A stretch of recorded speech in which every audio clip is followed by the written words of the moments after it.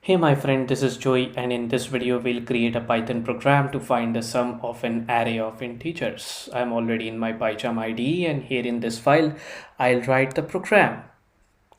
I suggest you code along with me too, since we have to find the sum of an array.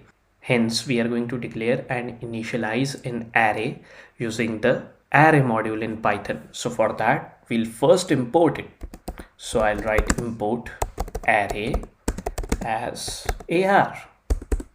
Now we'll write the main function within which we'll write the entire code. So I'll type main, and there you go, main function created.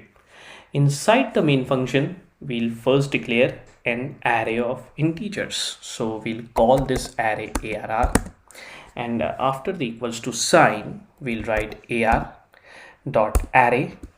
Within brackets, we are going to first give the type of this array.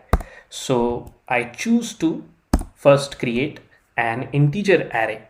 So that's why I have given the type code as I over here, and as its second parameter I'll pass the list containing the elements of the array. So let me put 5 elements in this array. They will be 16, 8, 7, 2 and 1. The sum expected is 34. The next thing that we do is declare and initialize the sum variable to 0. This variable is going to contain the final sum of the array after all the iterations of the for loop are over. Before we begin writing the for loop, if you are new to my channel, then hit the subscribe button and hit the bell icon, because that way you won't miss out on any of these videos I create for you. Now we'll start the for loop. In Python it is so convenient. So it will be for I in ARR colon. The variable I will contain array elements for each iteration of the for loop.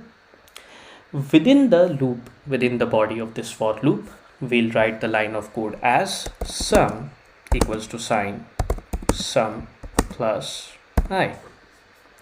In fact, I would name this sum variable as v underscore sum to avoid any kind of confusion. Okay, we are adding the array element stored in I with the existing value of v underscore sum and storing the result of their summation back into the variable v underscore sum.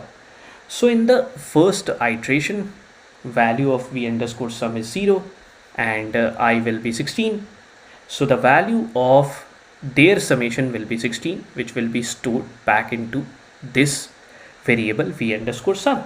In the second iteration, 16 will be added to the second element of the array, which is 8, and then 24 will be stored in v underscore sum at the end of the second iteration.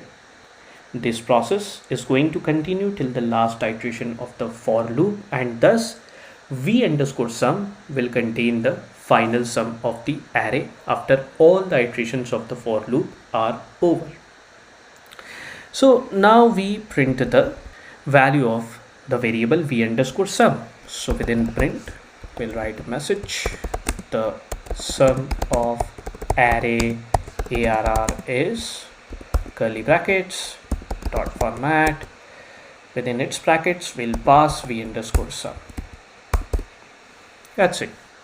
Let's run the program and check the output. There you go. The sum of array has been printed, which is 34, and it matches with the expected sum of the array. Well, there is an inbuilt function sum available in Python, in which when we pass an array, it yields the sum of that array. So let's create another array, this time of float values.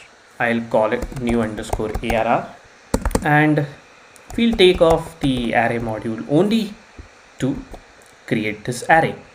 So this time the type code will be F, because we are interested in creating an array of float values, and I'll pass the elements as 1.5, 2.5 and 3.5.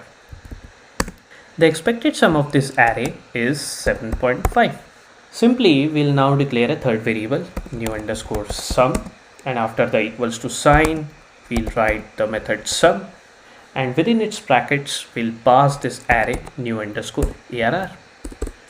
In the final line of code, we'll print this variable new underscore sum. So it will be print. We'll write the message, the sum of new underscore array using the sum function. Curly brackets, dot format, within its brackets, we'll pass new underscore sum.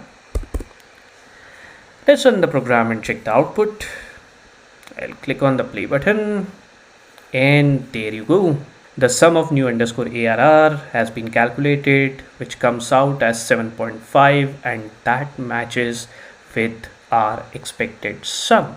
And with this, we have come to the end of this video. Do give it a thumbs up, share this video with your colleagues and friends. I look forward to help you with programming. And only for this video, goodbye, and take very good care of yourself.